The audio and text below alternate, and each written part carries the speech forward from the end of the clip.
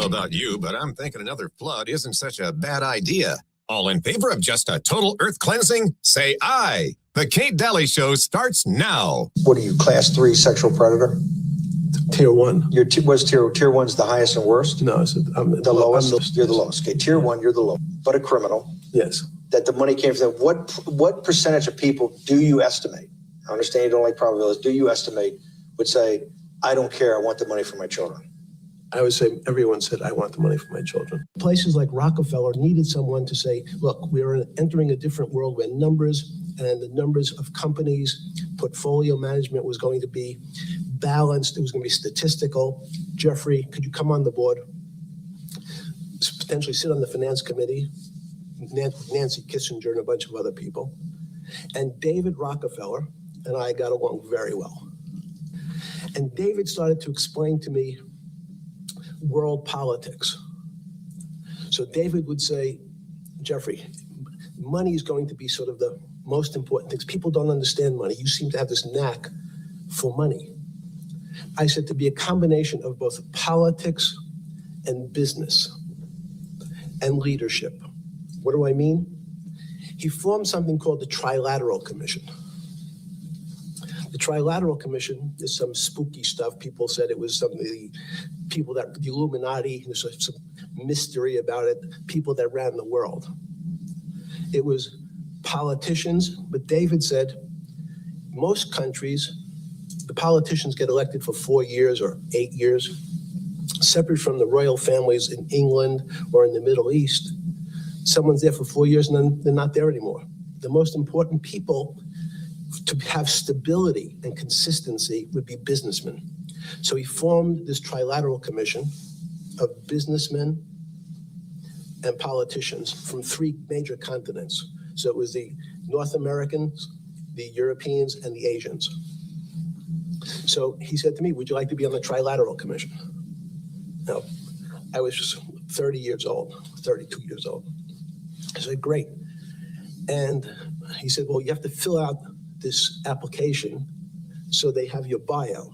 And I looked at the list of people, and it was Bill Clinton, former president of the United States, Paul Volcker, every great leader in America, the Asians, the Japanese, and with a very long description of their history. And they asked me to fill in what I would like to have written. And I wrote Jeffrey Epstein, comma, just a good kid, which I thought was funny, nobody else did.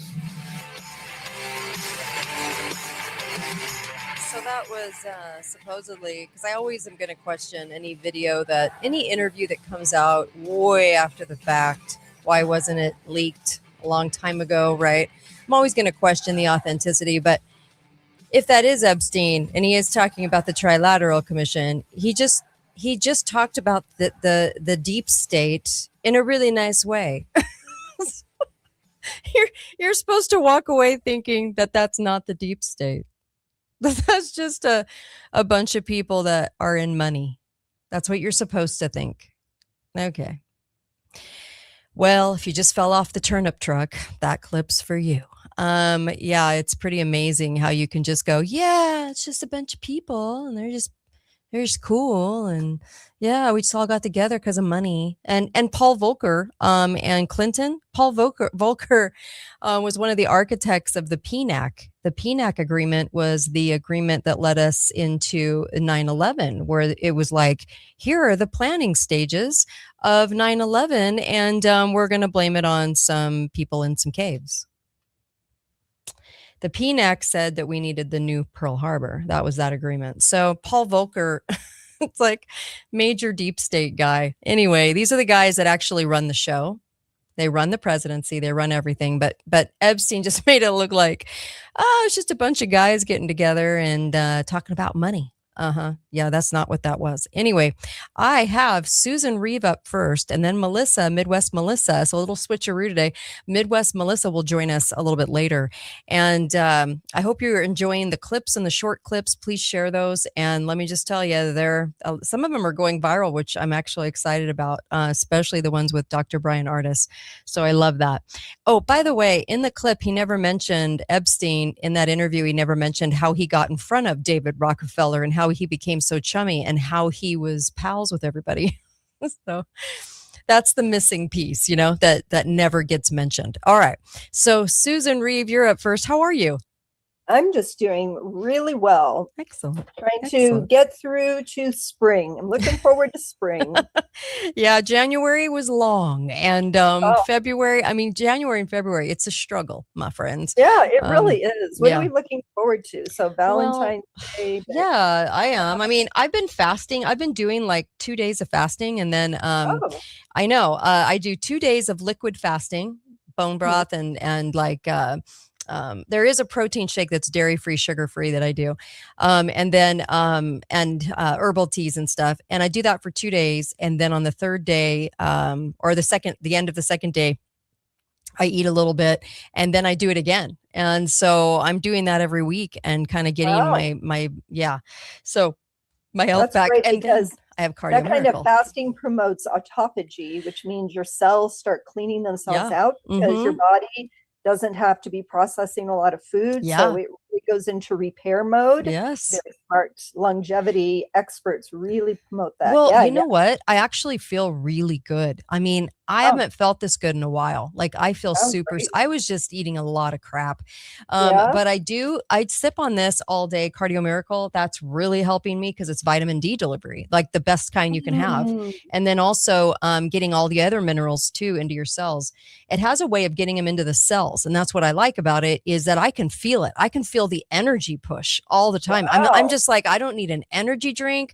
I don't need a pop. I don't need a Coke. I used to always need a Coke, but this stuff is just amazing. Like I was up early doing stuff. I can't even tell you the amount of energy I have right now and how good I feel. So anyway, cardiomiracle.com/Kate, get it. I'm telling you, you're going to feel it. You're going to feel different and do 2 doses, not 1. That's when when I did 1 dose, it didn't work. When I did 2 doses, I was like game changer. So anyway, all right. Wow. So I do feel really good. It's all about the mitochondria. They've really figured out that so many of our diseases, at the base of them, it's at the cellular level, and it's the cells aren't working properly, and so we've all been treating things from the outside in. Yeah, and this really repairs things at the root. Yeah. And so that's really impressive. And energy is the sign. Energy is the sign that the cells are working. So I'm so happy for you. Well, the fasting thing has just been insane. Yeah. It's been so good. And then just taking the right things all day long. So that's been pretty awesome too. All right. Okay. Well, where do you want to start? Because you had you had the male versus female thing, and I wanted to hear about that too. Oh, yes. Yeah. A really fascinating study that has come out in January, actually. And I heard one of the people involved talking about it. And it's called empathetic neural responses are modulated by the perceived fairness of others. And what that means is they took men and women, and it was 16 men, 16 women, and they had them do what's called the prisoner's dilemma game.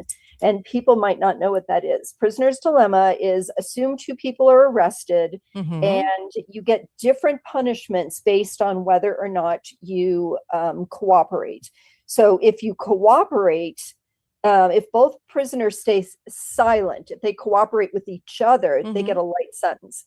But if one betrays the other, one goes free, the other gets a super harsh sentence, say 3 years. If both prisoners betray each other, they each get a moderate sentence, say 2 years. And so it's all these dilemmas, it's all these trade-offs. And so when they did this exercise, and then they did it as a group and they did it as individuals, there were people who were willing to just betray each other. So it created animosity. And that was the desire in the test, to create the animosity. Who's the cheater? Who's going to betray you? Then they tested empathy. So they were testing these keys. They put neural monitors on people. And it was interesting because for men and women, when they felt people were getting slight jolts of electricity. And for the people that played fairly, they felt empathy for those people. Those Okay. were people they felt good towards, people who had played fairly. But when it was an unfair player who was getting jolted, the men felt a surge of revenge. They did not feel empathy. The women continued to feel empathy even towards the unfair players. And what they started to realize is that women were in an empathy mode, regardless of whether somebody was perceived as a good person or a bad person, fair player or non-fair player. And there was a discussion, and then you extrapolate that to look what's happening. Look, who are these people who are maybe being paid to protest ICE, but who really get affected by what's perceived to be unfair. And you're like, well, these people are getting arrested. Some of them are rapists, they're criminals, they're domestic abusers. The women don't care. The women feel empathy regardless of whether or not a person is a criminal or a non-criminal. And, I guess you could divide that in a sense by political philosophy. That would be interesting, because if you are a conservative woman, I'm happy for law and order. I want to see somebody. I can imagine that this guy who looks normal could be a bad guy and yes, deserves to be arrested. But you hear these women say they're taking them away from their families. They're taking, why would they have empathy towards that? Yeah. So there was more discussion about this fact that in a family, you have a father who can separate himself and say, oh no, you deserve punishment. You need to be held accountable. And a mother who enjoys having empathy for her child, whether that child is behaving or not behaving, the mother has empathy. And I thought that is really interesting, because who else is an advocate for that child? Mother is the permanent advocate for that child. Now, there's parenting styles where you have to talk, you figure out what's fair for that child in terms of a punishment and whatnot. But, it is hard when your child is facing a consequence. It is hard when, your heart does break a little to see them that they didn't get to go to an activity because they didn't do the things they needed to do. You feel bad. And this study kind of shows that, men can really not, they can turn that empathy off. They can step back and have a different emotion towards a person if their feelings towards that person change. I thought that was very, very interesting. And it goes back to, how are women wired? Why are we wired? We are wired to protect that infant at all costs. We're wired to protect that toddler, that child.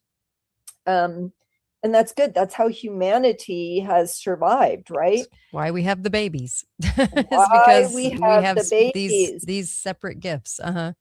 And why the greatest threat to any child is having a stepfather, step-parent in the home, but usually a stepfather, is the greatest predictor of child abuse, which I didn't realize. I was listening to Dr. Gad Saad, S-A-A-D, and he brought that up, that is the greatest predictor of child abuse. And also it puts to the idea that, you can have a stay-at-home dad, and I have family members that were temporarily stay-at-home dads.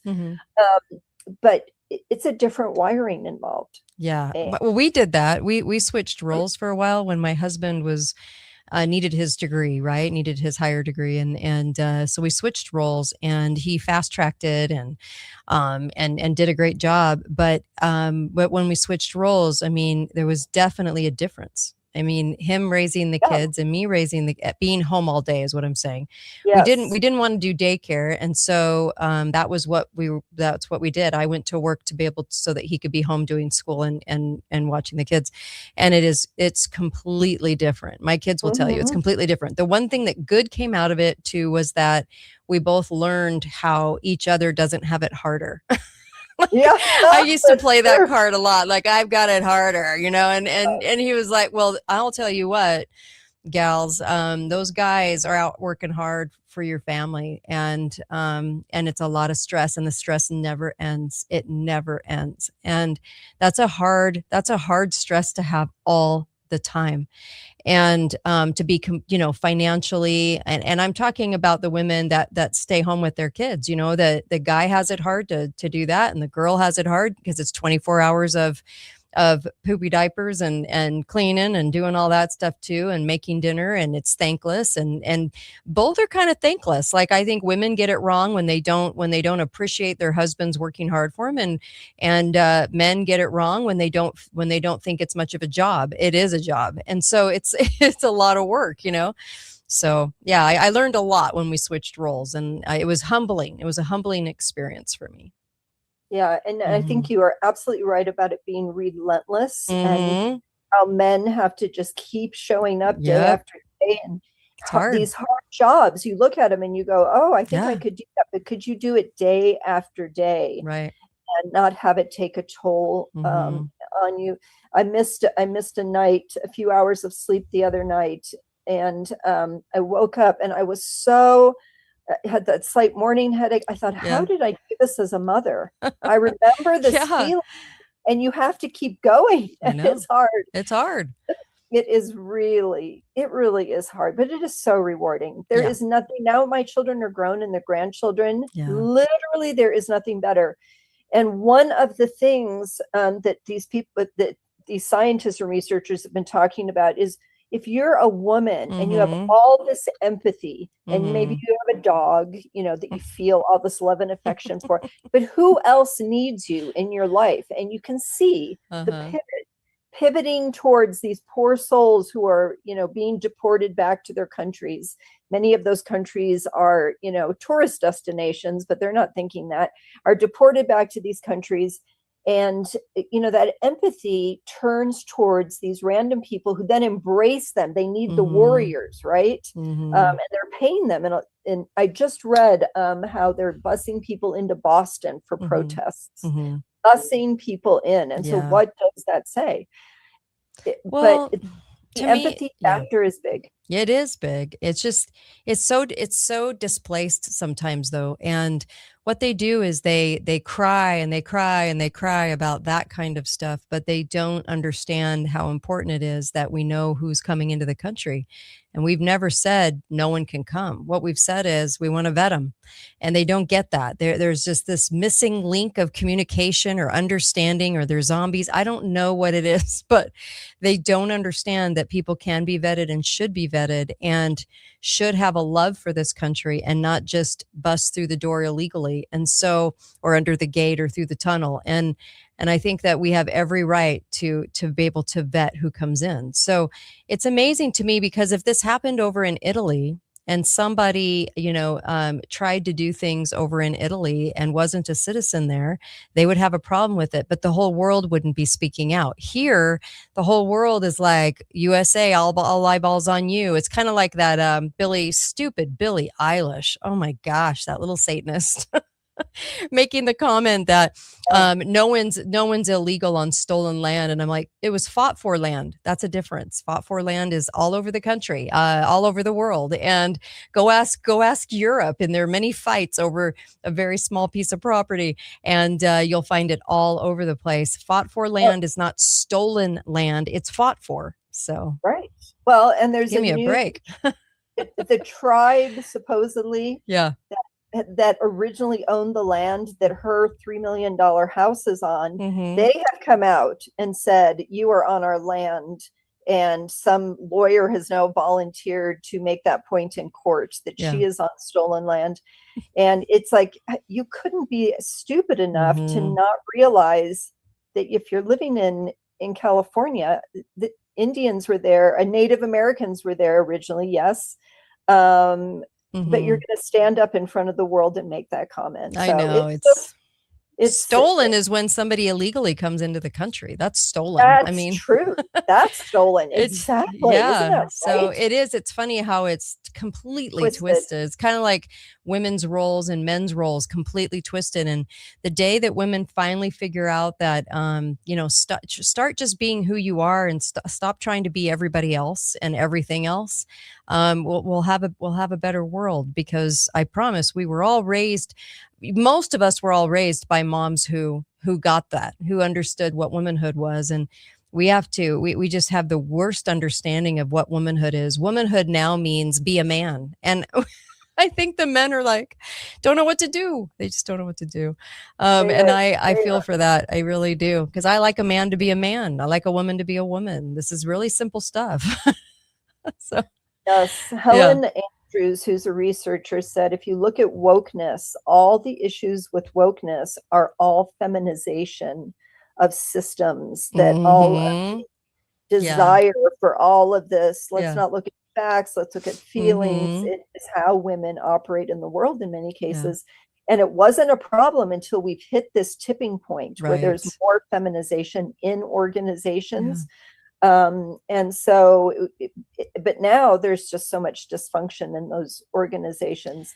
Well, and the other thing about it too, that is so disturbing, is schools, elementary schools, middle schools, high schools, that have promoted children protesting against ICE. And I thought, if you want to create confusion in a child's life, you're going to have them protest law enforcement. And yet you expect them to behave in school. You expect them to behave at home. You expect them to behave in their own community. But you're having them protest law enforcement. Right. I thought, wow, what a way to create confusion in the mind of a child. It's fun. It's weird to see the indoctrination for sure. But I will say this about the ICE thing. And I was talking to my own kids about kids, they're adults, but about ICE. And, the ICE thing is interesting because it really, truly, the debate shouldn't be pro-ICE, anti-ICE, because pro-ICE is a blank check. Anti-ICE is really kind of all for the wrong reasons, kind of confused with what's going on right now that we're seeing in front of our eyes. Okay. Right. What the debate truly should be about. And by the way, the little kids they should never, ever be in these debates because they don't understand. They're too young. Let kids be kids, please. But the debate really should be about when rights are violated by government. That is when all people, no matter what, should be angry. Okay. Yeah. And so I was, we've talked about the staged events. I think they're very staged with Alex Preddy. But nevertheless, we always have to look at, instead of pro or anti, right? It's like, well, what is actually happening and where is it going? And why do they want to have this as the national debate right now? And that worries me more than, then it actually is like, oh, stop, it's pro or anti, give me a break. It's always on the extremes. It's never the thinking. It's never like well, what are we doing? What are we thinking about? Yeah. Yeah. So the reasoning behind it. Don't let them set us up for future conservatives just being knocked off because the government thinks you might do something. That's thought crime. So you don't want that. And so it's like, we have to figure out how we're going to talk about it without the pro and anti. I always think the people that do the pro and anti, they just don't have a brain in their head because they're so easily moved by the media to be in those two camps and to the extremes that they don't understand what they're even debating. Yeah. What they should be debating. They're told, pick a side. Yeah. Pick a side. Yeah. And we can make this one look super ugly. This one looks super victimized. Yes. And they make the choice for you. They set the frame. That's what Chase Hughes, who did PSYOPs for the military for a long time, he's like, you set the frame, but don't fall for other people setting the frame of this is this choice and this choice. He said that's a false dichotomy and you should be setting the frame. You have to reframe it. So just recognizing that, I had to laugh because there was also an article about how they're furiously knitting red hats. Red hats that melt the ice, like heat of the red hats. Remember the pink pussy hats after Trump was elected that magically appeared by the millions. They're trying to get the red hats. People were sending them to me. They were sending them to the station. Oh my gosh. Oh, these women. Oh, these women. They want to wear their vagina on their heads. I'm like, what are you doing? Like, how ridiculous can you be? Like the absurdity. Can I interject something super random? Yeah. It's kind of related to what is a mindset here. Mm-hmm. I was sitting waiting for an appointment, looking through Architectural Digest. So it's their 100th anniversary, and I'm flipping. I came to Gloria Steinem's house. Ugh. And it was the most intense, bizarre, crazy. If you said this is a house of somebody with schizophrenia, I would understand. But I looked at that and thought that is a manifestation of her brain on the outside. Wow. Look at that. If you can look it up online, okay. I'll look at it. I really will, because we all know she was an asset. She actually admitted it. She was a CIA asset sent around to all the colleges to get the youth to listen to her message. Ramped up. Yes, she was an actress for them. Yeah, absolutely ramped up. But when I saw her house, I was actually shocked and thought, I have never seen something so bizarre in my entire life. And how you could live in that and not have you drive crazy. So I thought, okay, now I'm really getting, a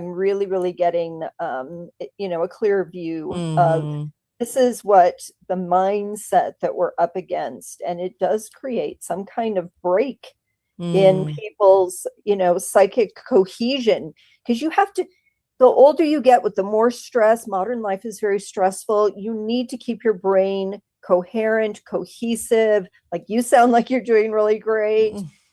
All the tracks are moving at the same time.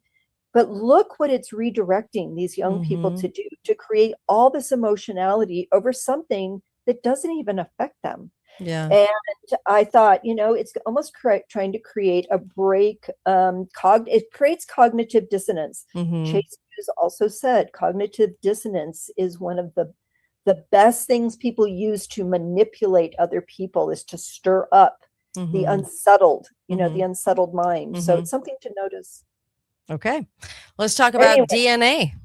Yes, DNA. So I came across a little clip that Tim Burkett, who is a representative for Tennessee, filmed today. He's like, we have got to stop the Chinese. They are so hell-bent on accumulating more and more DNA data that they are using for nefarious purposes. And so I started reading some of the articles, and it says China's government, such as BGI Group, formerly Beijing Genomics Institute, they've been actively acquiring people's genetic kits through methods like offering COVID testing labs, prenatal screening kits, partnerships with foreign firms, and direct collection programs within China. So this isn't always buying the DNA directly. This is offering services for your metabolic issues that they then scrape the DNA.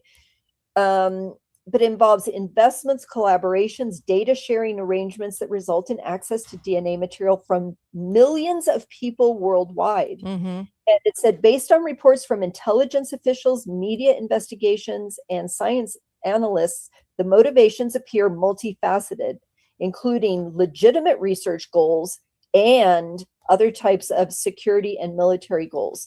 So China, in their mind, they view data resource for breakthroughs in healthcare and bioresources, and they have a goal. They want to be the global leader by 2035 as part of its Made in China 2025 initiative. A population of 1.4 billion, the country sees its own citizens, quote, as a DNA treasure trove. For studying. Oh, I'm sure they do. Yeah, studying diseases, pharmaceuticals, blah, blah, blah. But also they get into population traits, and they're collaborating with the military on studies like combating hearing loss and things like that. But they have these prenatal tests that they sell globally. And so they're creating ethnic databases. That is just wild. Genomics is now seen as the new oil and the new gold, with its potential to fuel a has. I mean, data. Yeah. DNA $4 data. trillion biosector. And China's heavily investing government money in this. But here's what was so disturbing. So they're looking at economic advantages, new drugs, vaccine therapies, right? But here's what's disturbing. They are going door-to-door collection and mandatory collection, school collection in China, because you don't have rights in China, right? The same kind of rights. And their goal is to collect like 700 million men, mostly young men. But this is like the kind of surveillance and intrusion that we would never do, but we do it voluntarily.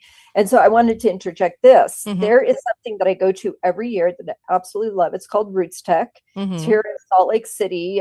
This is where the headquarters of Ancestry and Family Search, all of these things, they have DNA testing as part of their program. Ancestry does. And I've had my DNA tested years and years ago before all of the security issues were a concern.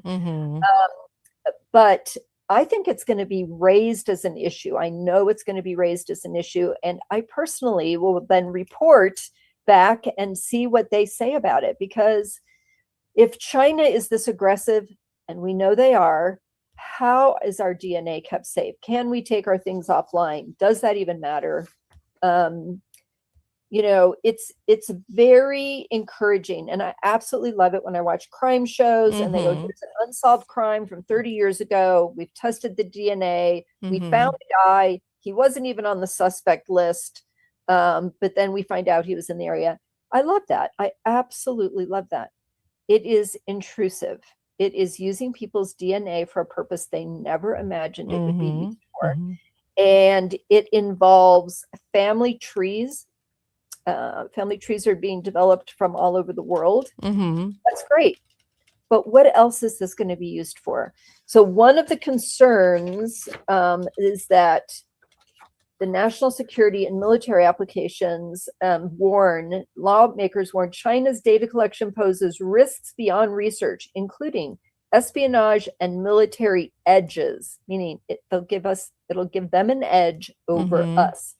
It could enable genetically enhanced soldiers or engineered pathogens, foods that would affect food supplies or populations.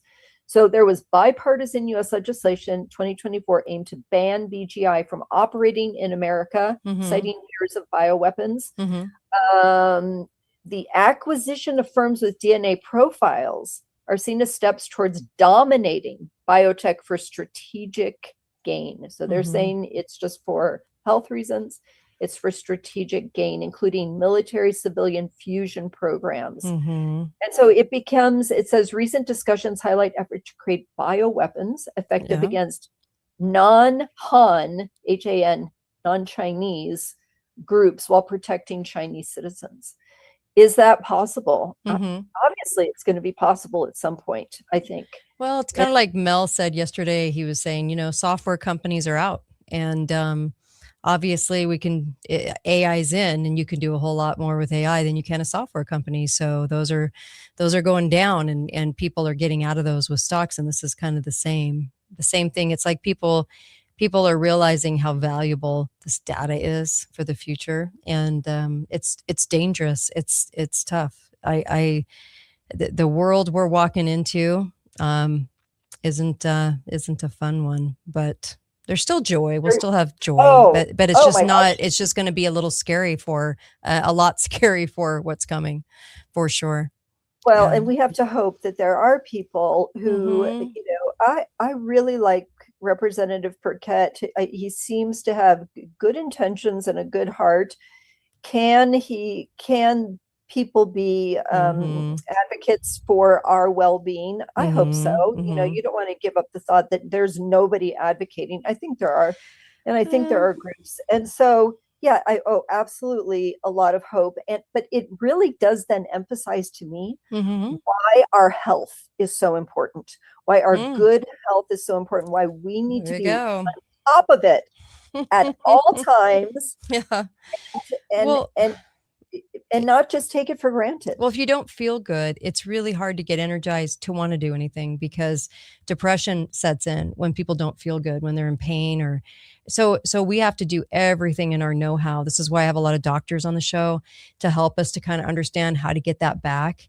And like today, I feel really good today. And it's tough because this is all I do for a living, is look at all this crap, and it's hard. So it takes a toll in stress on me, on my body. So all I'm saying is that if you feel good, you're going to want to help. You're going to want to do more. And that's why we need all hands on deck.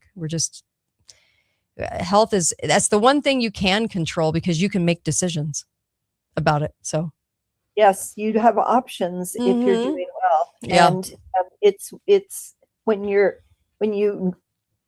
learn new things, and the pressure, I think it's so great that we have so much available now, that the longevity experts who are pushing the envelope on what is good for us. And it is an opportunity to understand it and take action about it before we're having to react because we're already sick.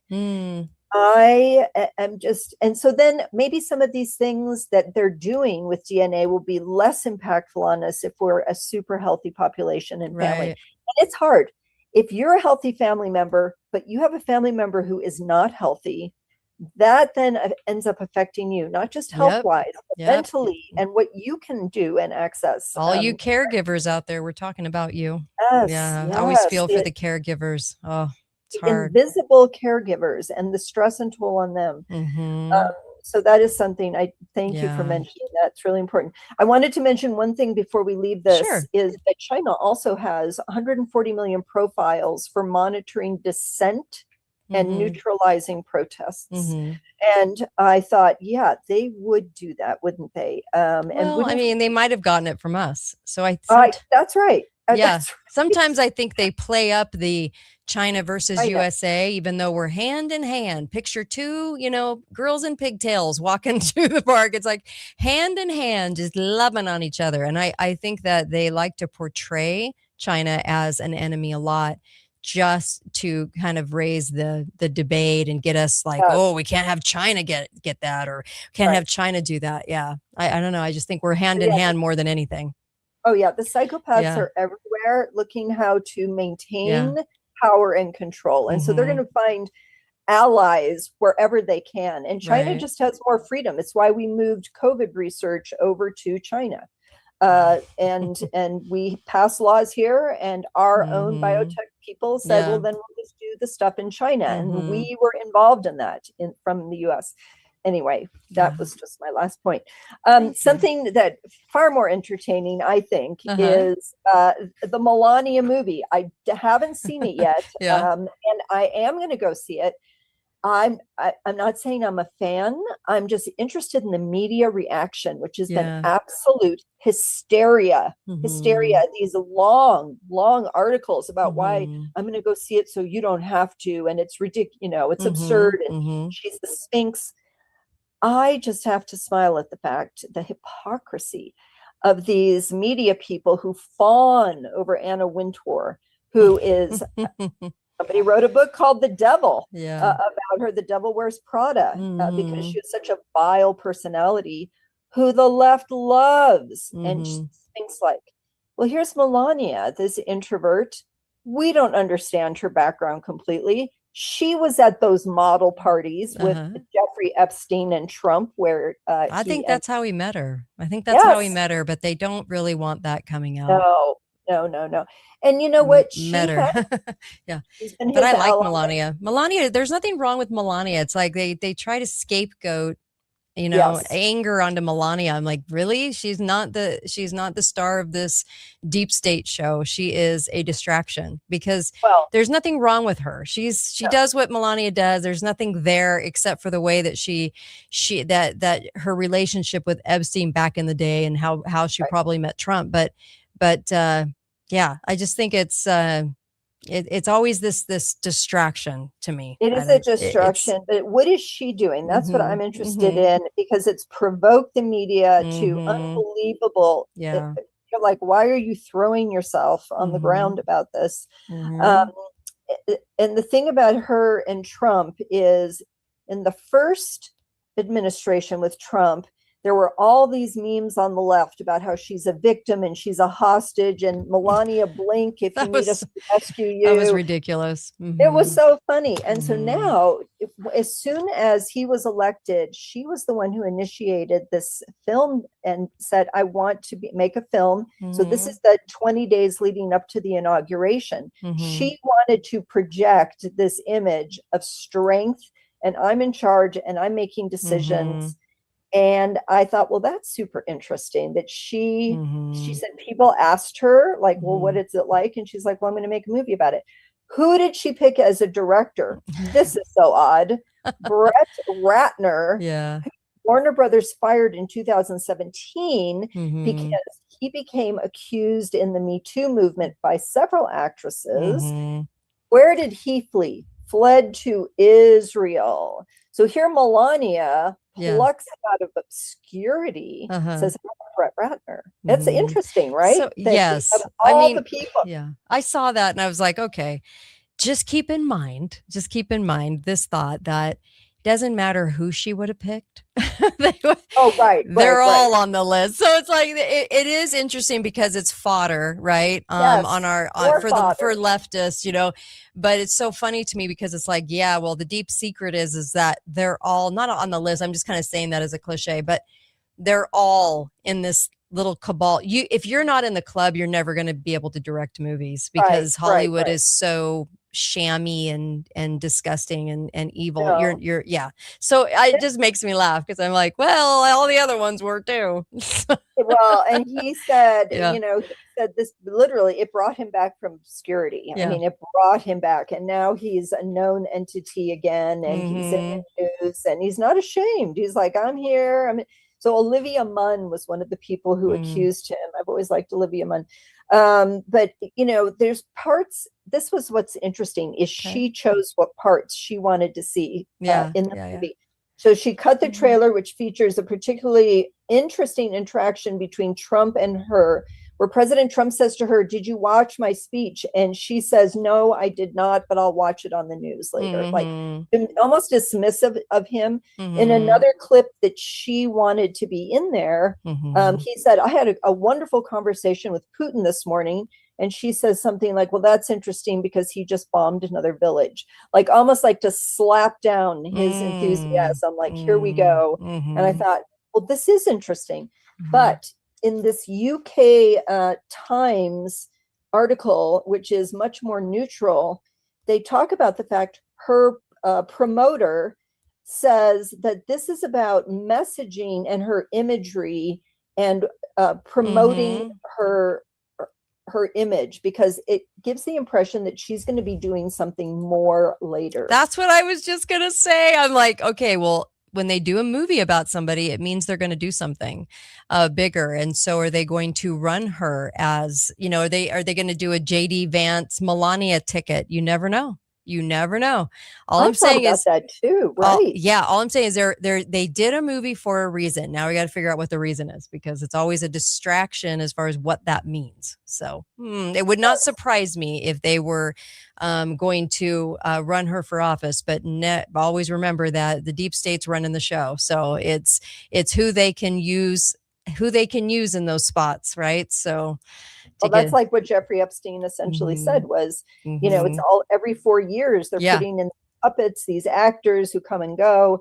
But she says in this movie, I have my own thoughts. I have my own yes and no. I don't always agree with what my husband's doing. That's okay. Like, she is independent of him. Yep. And I thought, yes, what is this? And now it's coming out before the midterms. I thought this is all timed, and it's to give her strength and independence. Why?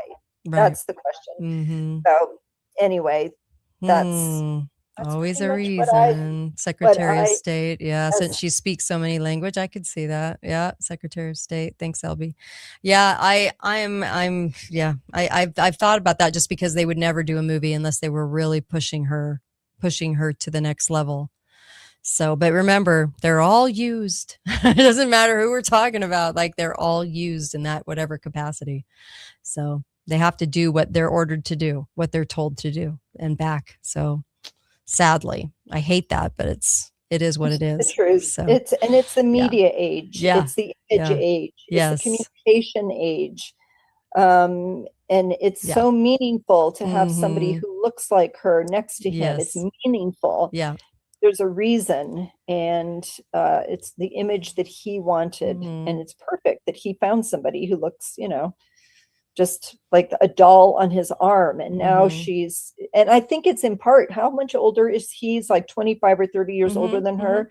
He's yeah, hunched over, he's gray, and she's coming into her own. The timing on hmm this is very interesting. yeah. Something with JD Van. They're gonna put the two of them together. Not in romantically, but there's going to be something there that she is in office. Mark my words on that one. Thank you so much, Susan Reeve. Really appreciate you. Thank you. Always my pleasure, Kate. Yeah, Thank you you. betcha. All right, Melissa. I'm so glad you're here. How are you? I'm good. Good. Still hanging in. Right. I'm going to play this clip again, and it's 3 minutes, and I just wanted everyone to hear it as a run up to what you're going to talk about, if that's okay. Just because I played it at the beginning, but it's always hard because usually people are coming on, and I really want people to hear this clip about Jeffrey Epstein. Yeah. Perfect. Are you good? Okay. Here we go. Tier one. Was tier one's the highest and worst? No, it's The lowest? You're the lowest. Okay, tier one, you're the lowest. But a criminal. Yes. Predator. That the money came predator. from. What percentage of people do you estimate? I understand you don't like probabilities. Do you estimate would say, I don't care, I want the money for my children? I would say everyone said, I want the money for my children. Places like Rockefeller needed Epstein. someone to say, look, we're entering a different world where numbers and the numbers of companies, portfolio management was going to be balanced. It was going to be statistical. Jeffrey, could you come on the board? Potentially sit on the finance committee, Nancy Kissinger and a bunch of other people. And David Rockefeller and I got along very well. Oh, I'm sure they did. And David started to explain to me world politics. So David would say, Jeffrey, money is going to be sort of the most important things. People don't understand money. You seem to have this knack for money. I said to be a combination of both politics and business and leadership. What do I mean? He formed something called the Trilateral Commission. The Trilateral Commission is some spooky stuff. People said it was some of the people that the Illuminati. It is the Illuminati. Mystery about it. People that ran the world. It is. It was politicians, but David said most countries, the politicians get elected for 4 years or 8 years, separate from the royal families in England or in the Middle East. Someone's there for 4 years and then they're not there anymore. The most important people to have stability and consistency would be businessmen.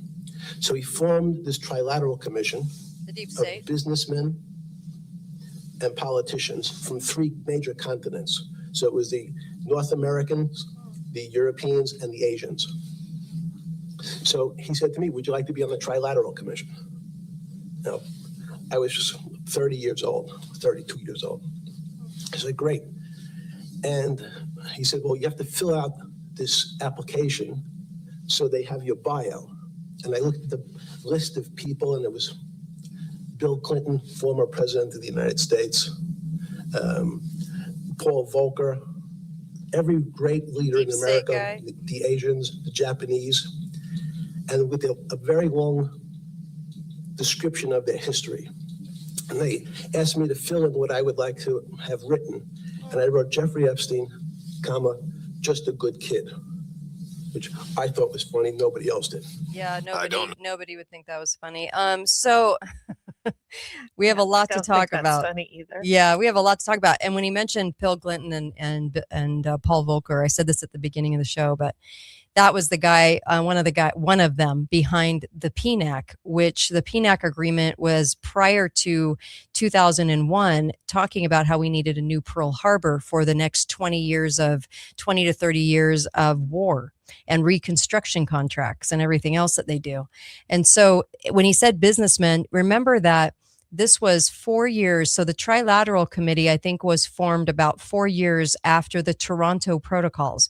Remember the 666? It was the 6 top food, the 6 top banking, and the 6 top something else. What was it? Anyway, and they did their protocols on all their agendas, which are coming true right now. And that was in 67. And then we had the Trilateral Committee.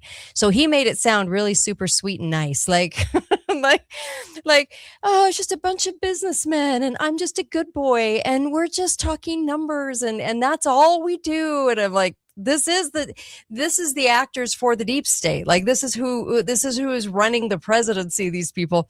And but he made it sound really altruistic, and the Trilateral Commission was huge in making all those liaisons and relationships and selling secrets and doing all of that for years and years. And Kissinger was at the head of that too. So just to kind of give everybody that background, because he talks about it like he attended summer camp with a bunch of other boys. And I'm like, ooh.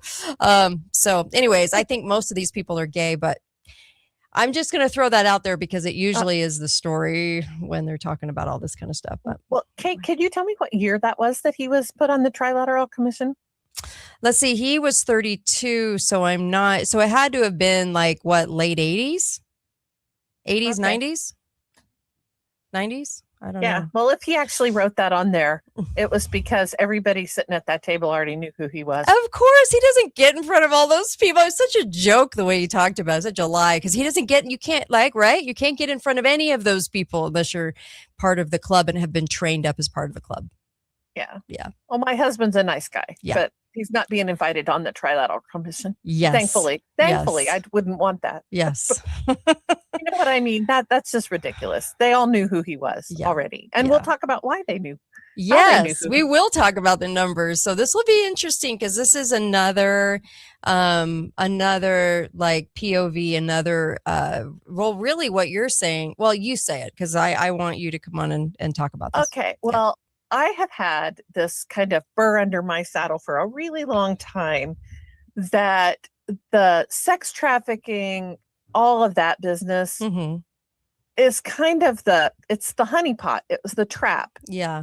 But it's not the real story underneath. Now, for us as the public, we're all just like, it's a honeypot for us too. We're all caught in the salacious nature of it all. Yes. And we're morally offended, as we should be, and is his right to be.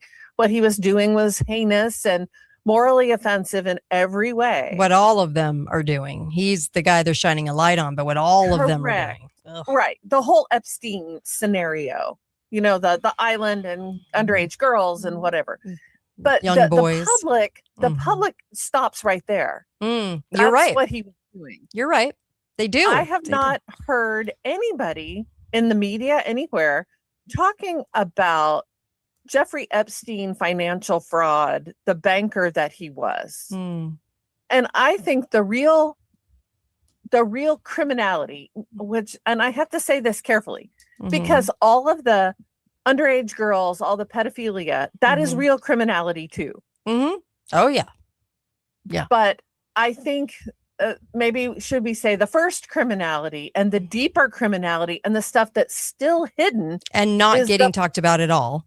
Correct. Is the financial crimes that he was involved in. Yeah. Always goes to the money. I don't hear anybody on the news like combing through the 3,000 Epstein pages looking for financial fraud. Yeah. We're just looking for who are the men involved and, what are we going to do about it? That the salacious nature of it has captivated us. And it's kind of stopped us from looking any deeper into him. I mean, he's a bad guy from They're way Satanists. back. They're total Satanists. I'm sorry, they are. They are. Oh. These are people who regard and let me put it this way, Uh-huh. that if your intent in life is to get gain, financially, power, or whatever that is that you want in life, and you are willing to regard other people as simply assets or objects for your exploitation, you are a really bad guy and a Satanist. That is the key, I think. Yeah.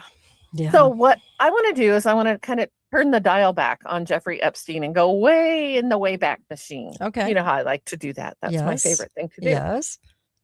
So we have to go all the way back to 1972 for the start of it. And if you read the stuff by Whitney Webb, she goes back even farther than that. But we'll start for our purposes in 1972 with the creation by Aga Hassan, I hope I say his name right, Abidi. Okay. He was a Saudi, or excuse me, he was not Saudi. He was a Pakistani banker. And he founded a little organization called the Bank of Commerce and Credit International. And we don't talk too much about BCCI anymore. No, we could talk. Yeah, you're right. You're right. We don't. But we talk about the Bank of Settlements, but we don't talk about that. So say it again, the title. The Bank of Settlements is still out there. Yes. It's still operational. Yes. BCCI is not. It went belly up. And Aga Abidi, or Hassan Abidi, I don't know what name he goes by. He's dead now, but he was convicted of financial fraud connected with BCCI. When BCCI finally fell apart at the very end of the day, they were targeted as the dirtiest bank in the world. Now, if you think about financial dirty banks, we could name a lot of things. The bottom of the heap, ladies and gentlemen. Or the top of the heap. Wow.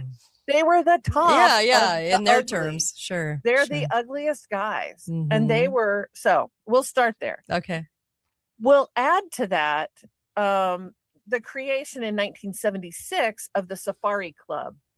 And I had to kind of go out and take a look at what the Safari Club was. But Safari Club was literally a club of covert intel services that were in particular interested in Africa at the start. That's why I think they called themselves the Safari Club.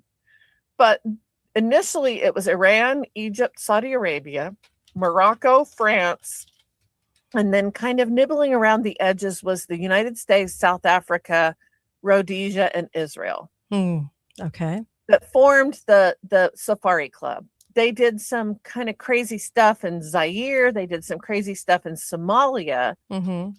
But by 1980, the Safari Club was looking at how to fund the Mujahideen in Afghanistan. This is kind of a critical part of this whole story. Okay. So 1976, the Safari Club founded. In 1976 is also the same year that Jeffrey Epstein was hired at Bear Stearns by a guy named Ace Greenberg. Okay. And Ace Greenberg was a big kahuna, a big manager at Bear Stearns. And he personally recruited Jeffrey Epstein as his personal protege. So his handler. Go ahead. He was in essence, Jeffrey Epstein's handler. And it is speculated, it is alleged that Jeffrey Epstein was hired by Greenberg at Bear Stearns to handle Bear Stearns BCCI accounts.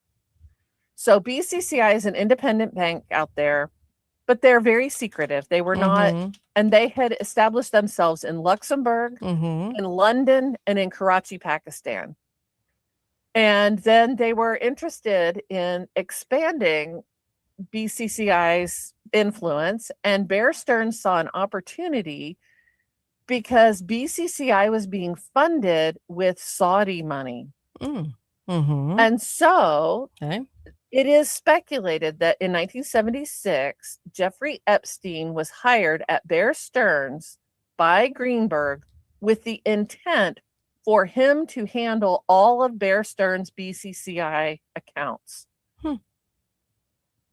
Okay, that was a mouthful. Interesting. And by the way, the audience, LB is offering up the guy that you said I think died. The first guy you were talking about. Aga Hassan Abidi. Yes, he was the guy that organized the takeover of the Britannica Encyclopedia in 1974. Interesting. That's an interesting piece. That's an interesting thing. Okay. Just like Robert Maxwell bought what was the book publishing company. Yeah. Always in charge of rewriting history. That's how it works. Yeah. So in 1976, by the end of 1976, Bear Stearns had their account open at BCCI Luxembourg, and they were doing $25 million daily with BCCI Luxembourg. This is a big money operation. Yeah. And it is, again, I'm going to phrase all of this as speculated. Okay. I don't have the receipts for it. Right. Perhaps someone out there does. Okay. That BCCI was being tagged as the bank to handle the laundering of petrodollars into weapons sales, which is why Brzezinski later in 1980 becomes very interested in how to fund the Mujahideen, which eventually becomes ISIS, right? Okay. This is Osama bin Laden in controlled CIA asset group. Yeah.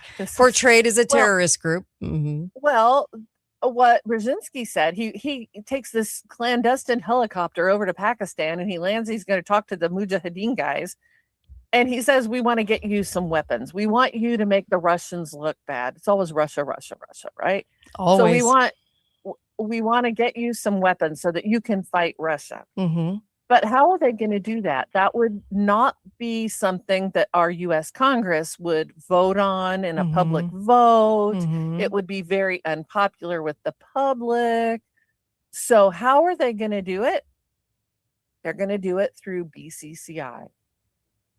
Because BCCI, the Bank of Credit and Commerce International, was the bank for all the dark money, wherever it was coming from in the world. Whether it was coming from drug cartels, whether it was coming from intel organizations, you have a secret war you want to fund somehow or other. We're going to go through BCCI to do that. Okay. And then no one will know. They were doing very fancy financial maneuvering in order to do all that. Jeez. Yeah.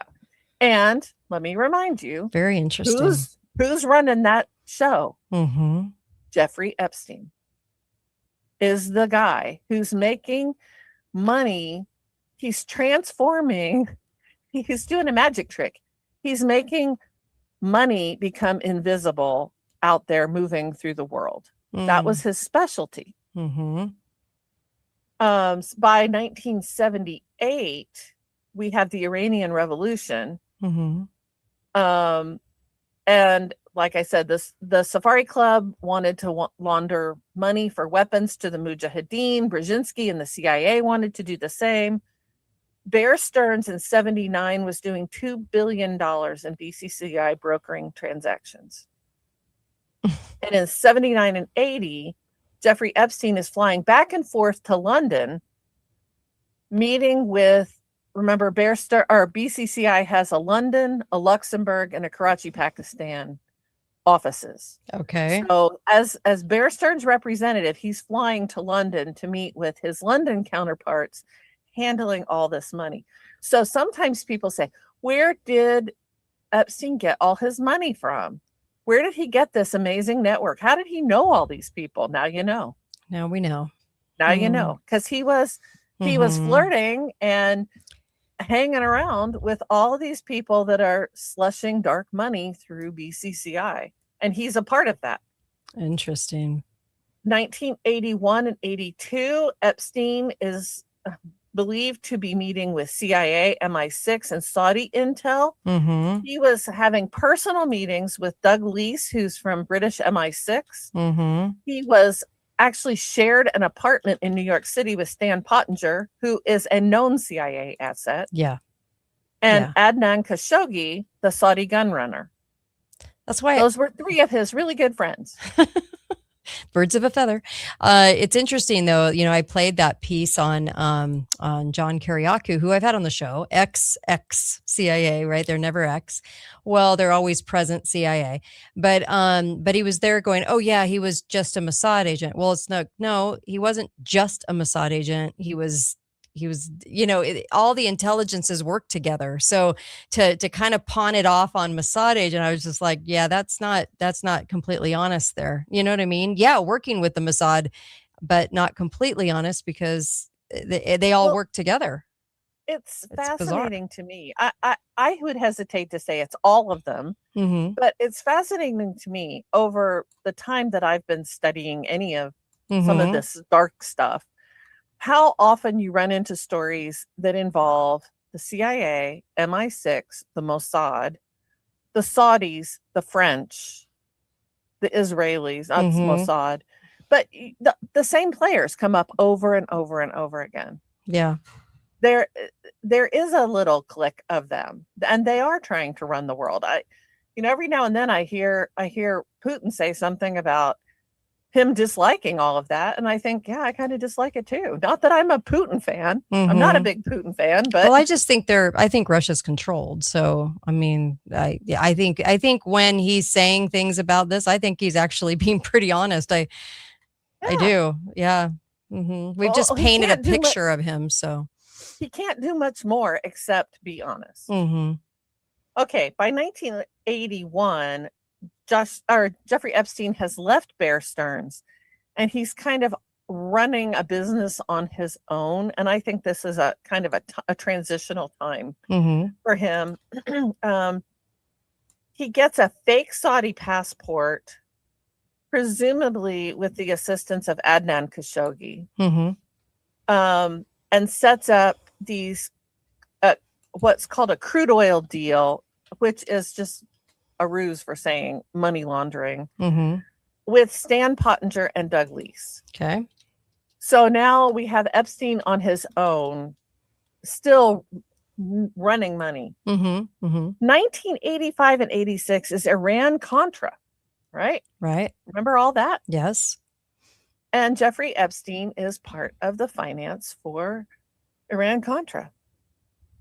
He's the guy that all these people are going to run to get what he did. He started his career as a banker for the CIA. That's what his job was at Bear Stearns. He's a banker for the CIA. His ability, his superhero ability, was to take oil, weapons, covert action, convert it to cash, or take cash and convert it to weapons, take oil and convert it to money, to convert it to weapons, and to do it all invisibly so that it was untraceable money around the world. Right.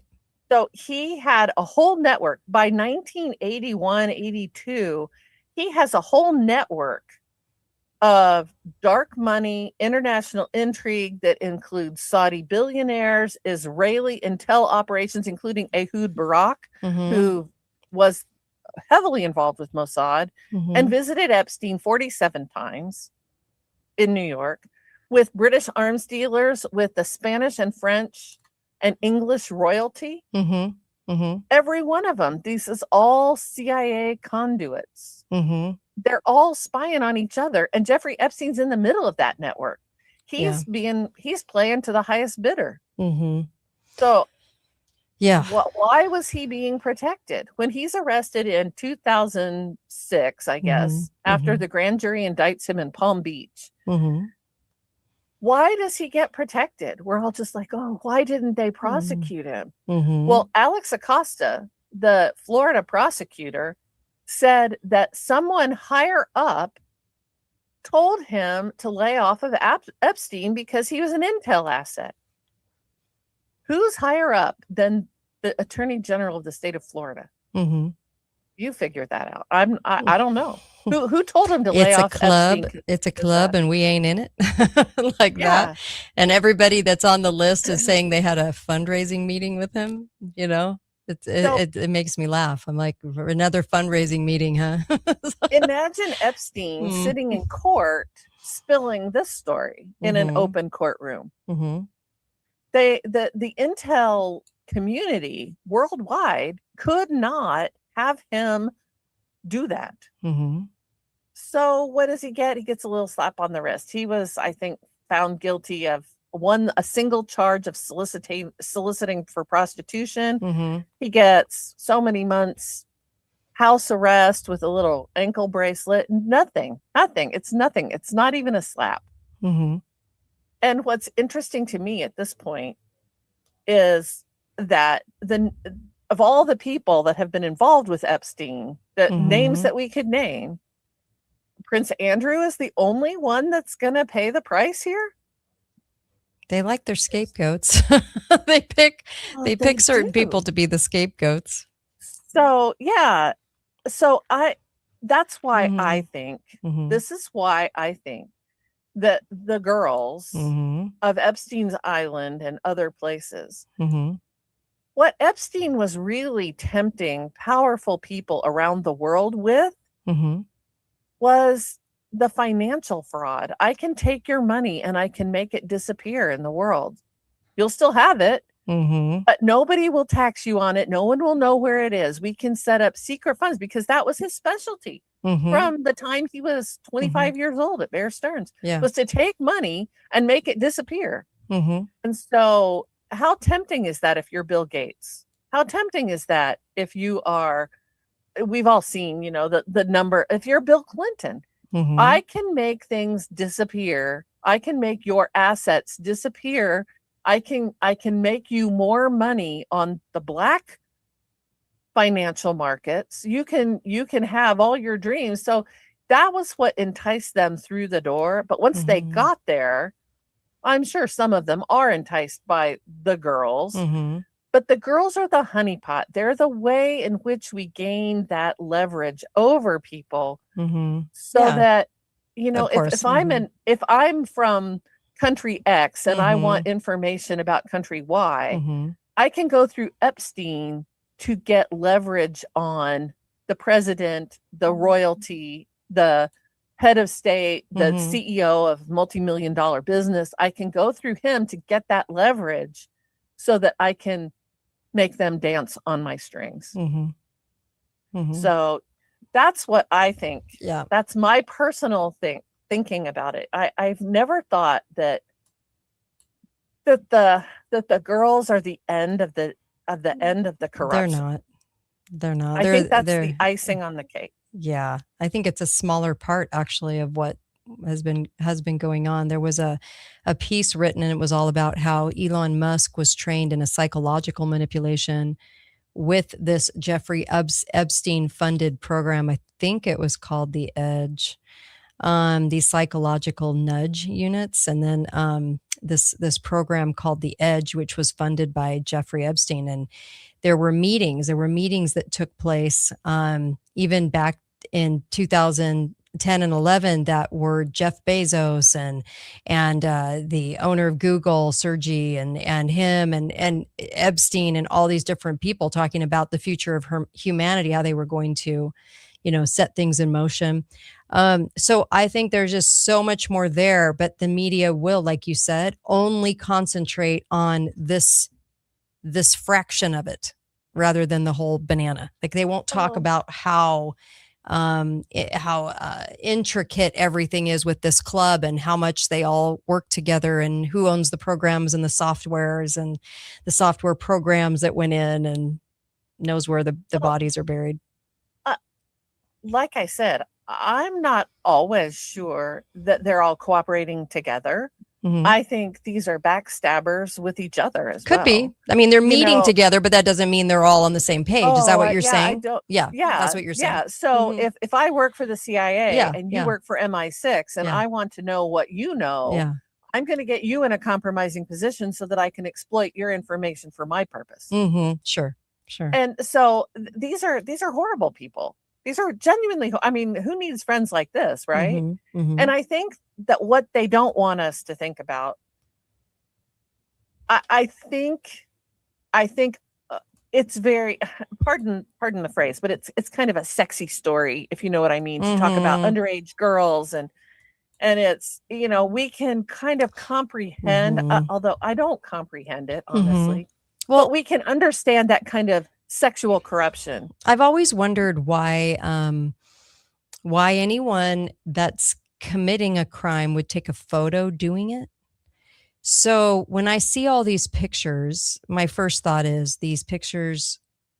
why are they putting these out there? Because they want us to buy into a particular part of the story, not ask any other questions about anything else. Because if you're in the middle of a crime, you're not going to stand there smiling for a photo. You would never want to have photo evidence of your crime. So I know these people aren't that stupid. So they're painting a picture, and that picture is that all of them are with these young girls. And there's I think there's trafficking happening. I think there's all kinds of stuff going on. I mean, you could go even into cannibalism. You could go into a lot of creepy, weird things that Satanists do, but you would never take a photo of your crime. So there's something odd there, right? I don't know. It just seems strange.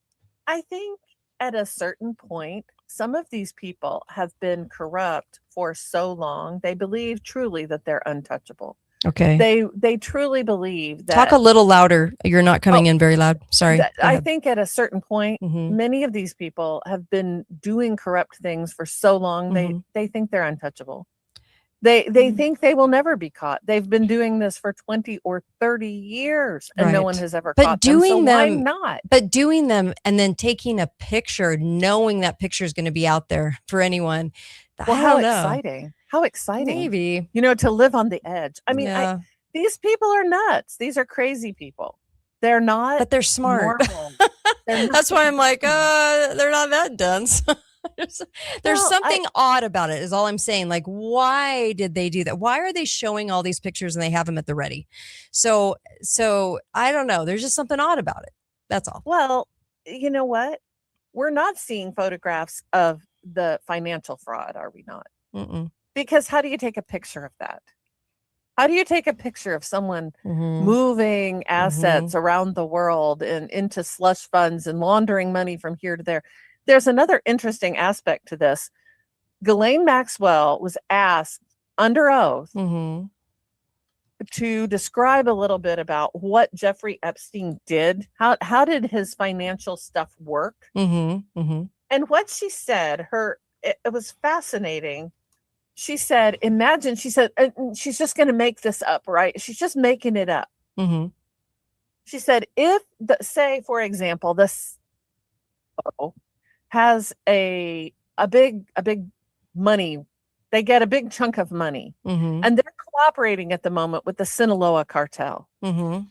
And Sinaloa has access to some portion of El Chapo's money. And so they are going to just shave some of that off and keep it for themselves.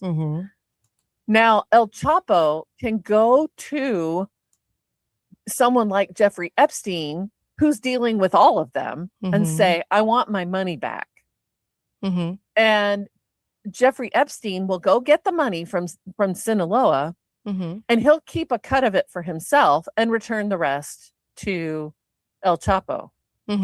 What's interesting about that story is that the US CIA cut a deal with Sinaloa a long time ago that they would not prosecute them.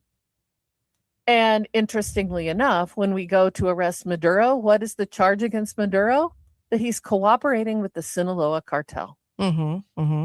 It's redundant. It's strange. Why would we do that? Right. Why would we go arrest another state leader for the exact same thing that we have done, cooperating with Sinaloa, right? And why would Ghislaine Maxwell use that as an example she just pulled out of her head? It's very odd. It's very odd. But it tells you a little bit about what she saw about how he moved money around. Where was he getting his money? Was Jeffrey Epstein just the most charming, amazing man ever? Ew. Why was he a partner at Bear Stearns so quickly? Oh, because he was handling millions and millions of dark money through their doors. Involved with Wexler, all kinds of individuals like that own Victoria's Secret. Yeah. Yeah, he doesn't pick up Les Wexner until after he leaves Bear Stearns. But yeah, he's another just absolutely crazy guy. So Jeffrey Epstein was absolutely known to associate with anybody who he could exploit for money. And I think they're using him as well. They're using his network for their own purposes. Les Wexner owned the CIA airline. So, goodness.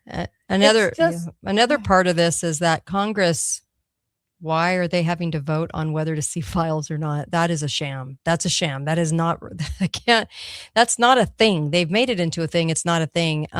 Any kind of criminality like that would be shown because actually the president can just sign off on that.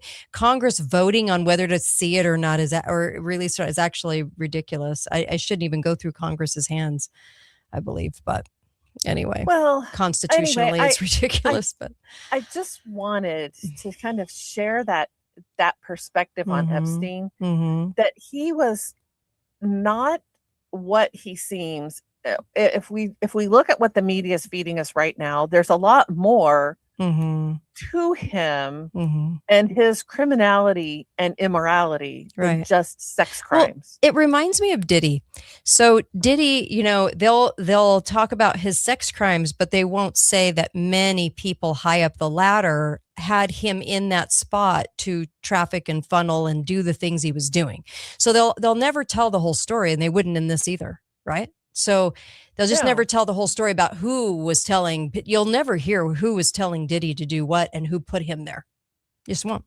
Yeah, it just won't happen. If you're just a member of the public and you begin to fully grasp what was happening at Bear Stearns, does it make you not wonder about what our banks are doing right now? Bear Stearns was doing this how long ago? Yeah. In the 80s, 1980, 1976.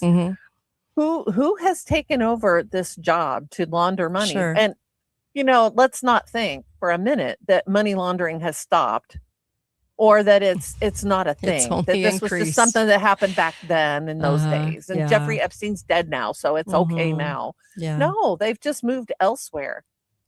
I have no doubt that dark money is still moving around the globe.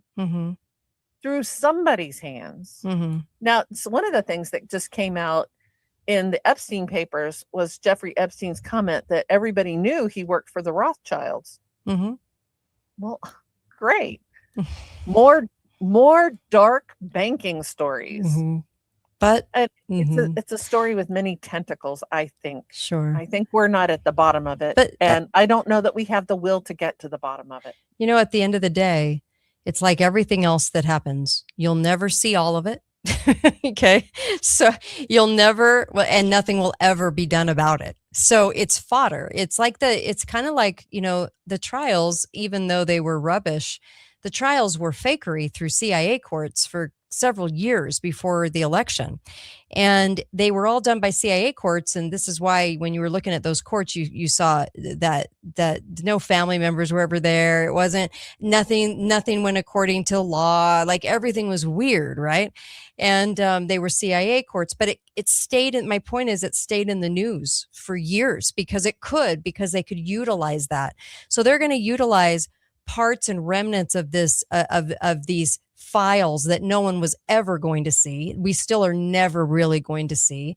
And then, and they'll give us little, like red herrings and little things about it, but it will never get down to the bottom of what this truly delves into. And I think you're right about going into the financial angles because, and the data angles, because there was so much there, but you're right. The media itself, the bought and sold media will never talk about it.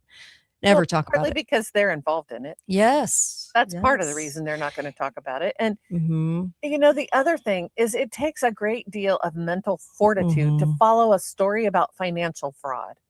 It does not take much financial fortitude to follow a story about old, powerful guys and young beautiful juvenile girls. That's easy to understand. Wow. Yeah. And moving dark money all over the world through shell corporations from here to there to buy guns for the Mujahideen.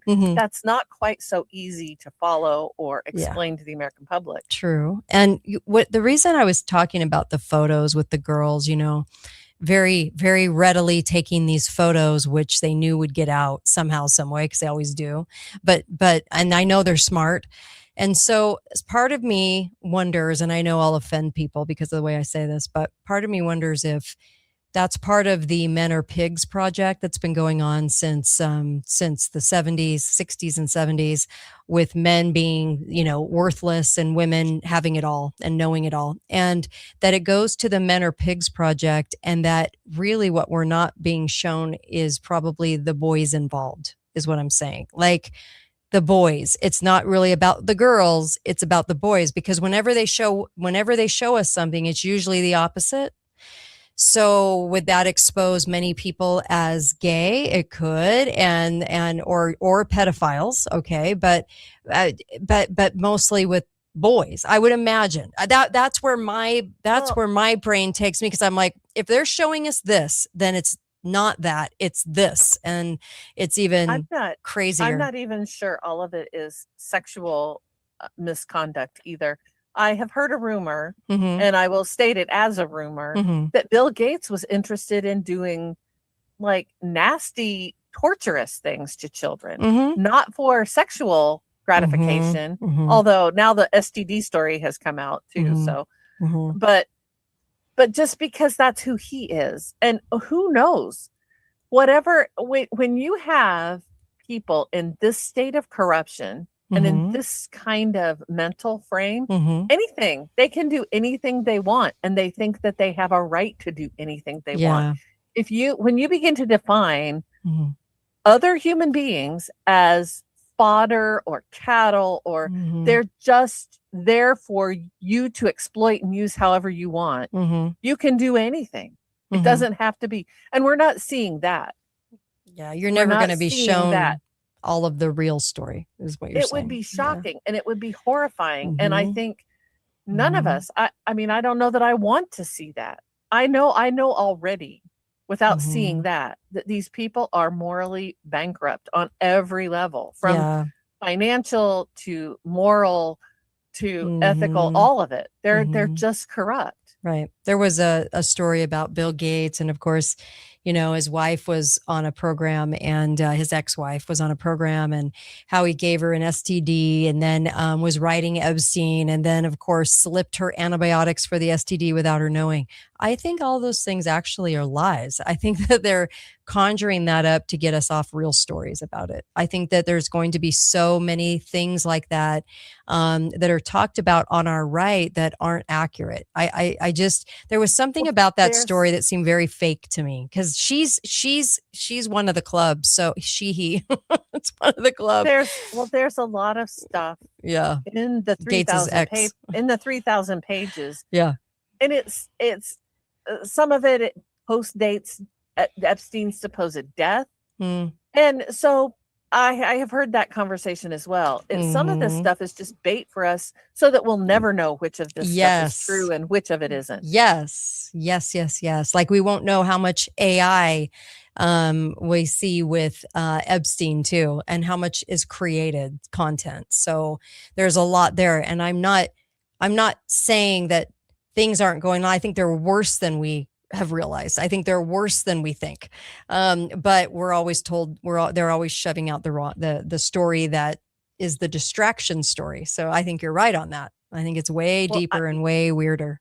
I do too. And these are the people, this whole BCCI stuff. I want to remind everybody that there was a reporter who was, and I can't remember now who he was working for, which news outlet he was working for, but he was doing a deep dive on BCCI and turned up dead before he could publish. So there is more to BCCI. I have said this when that story broke, however many years ago it was. I remember telling my husband, this is the story of our lifetime here. They broke and bankrupted a dark bank, and we're not ever going to be allowed to know what they were funding, ever. Mm-hmm.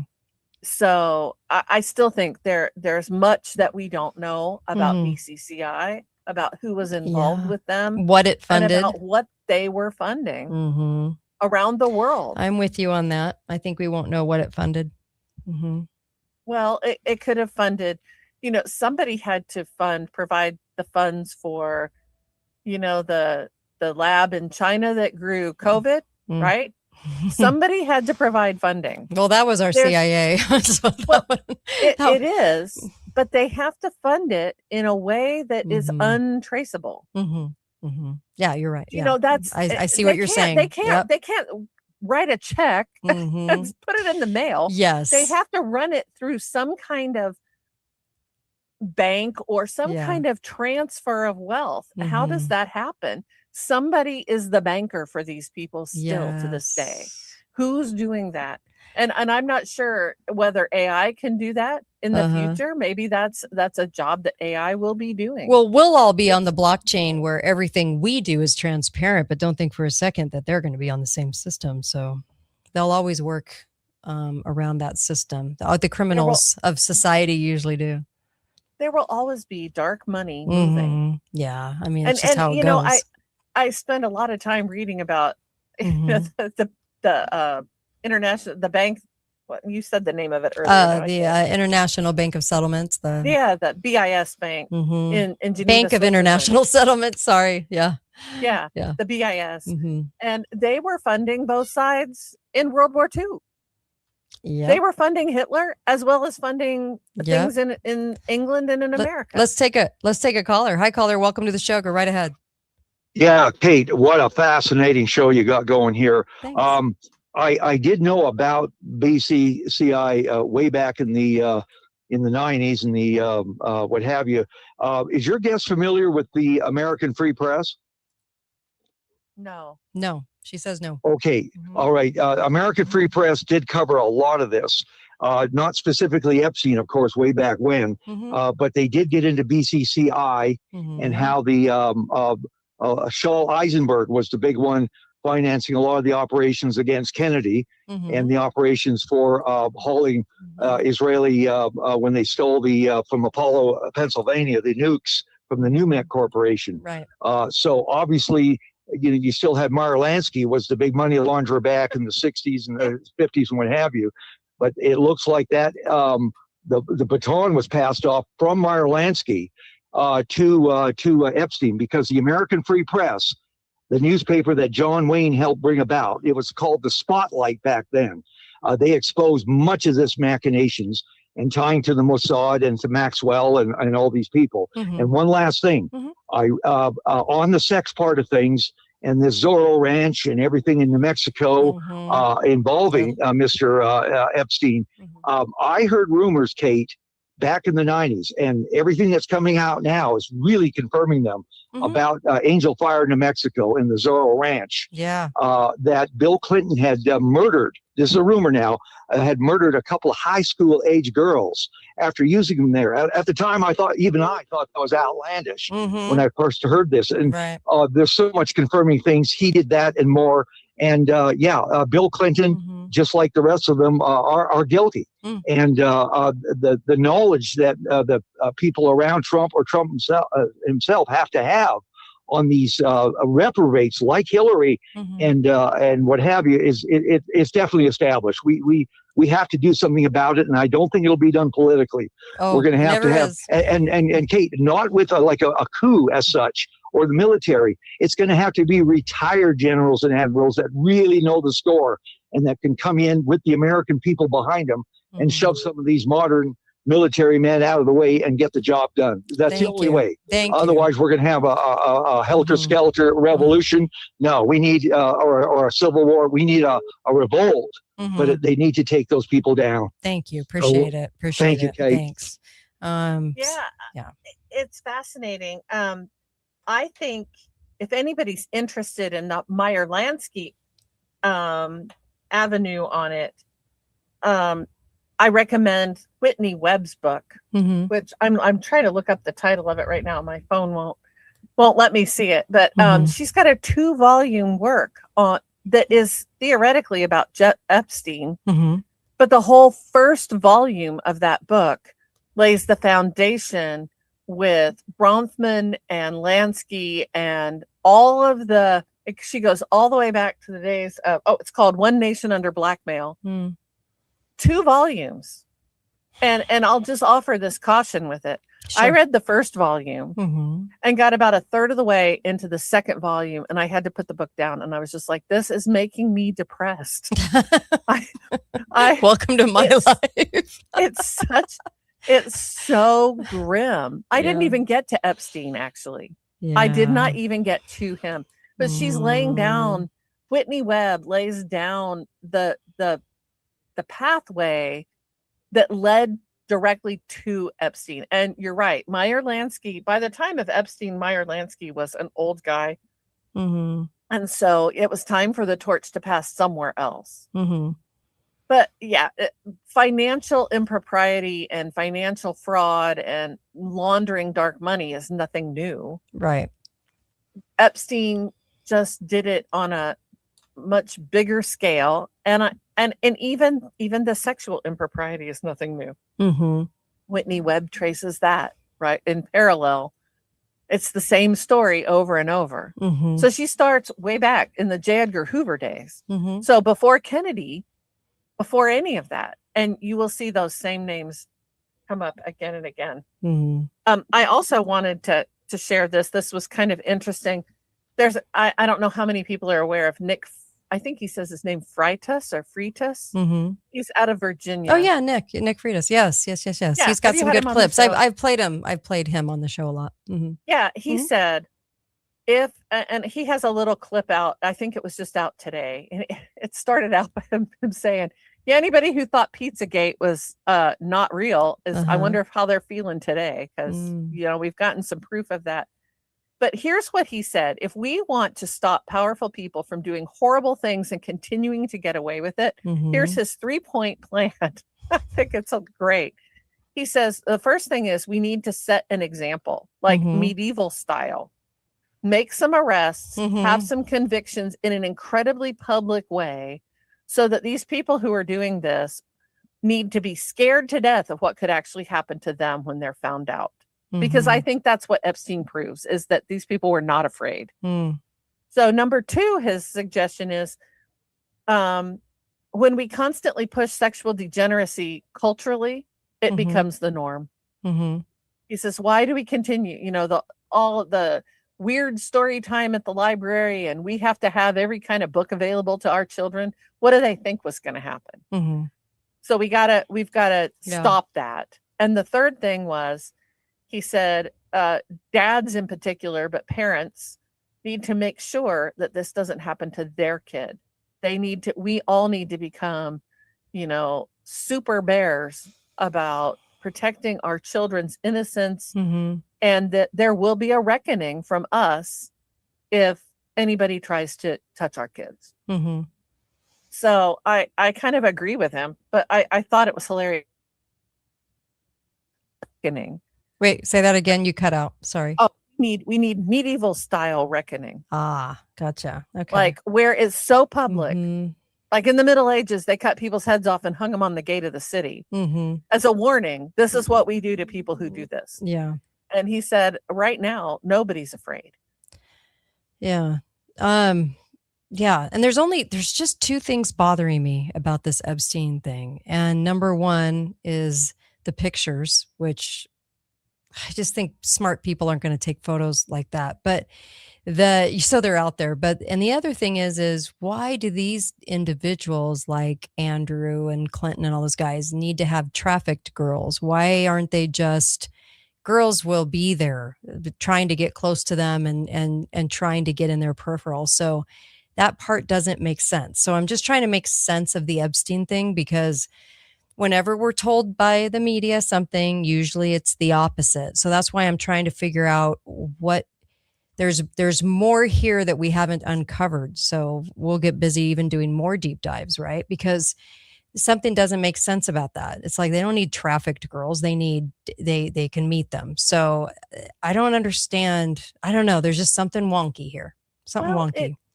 maybe there's a little bit of a glimmer of hope, because I think people like Prince Andrew, now that he's suffering the wrath of public opinion, he's not so happy about it. And I really do believe that these people believe that they are untouchable. I believe that they absolutely believe they are untouchable. They believe that they can get away and do whatever they want. And it doesn't matter to them. They think that they are protected.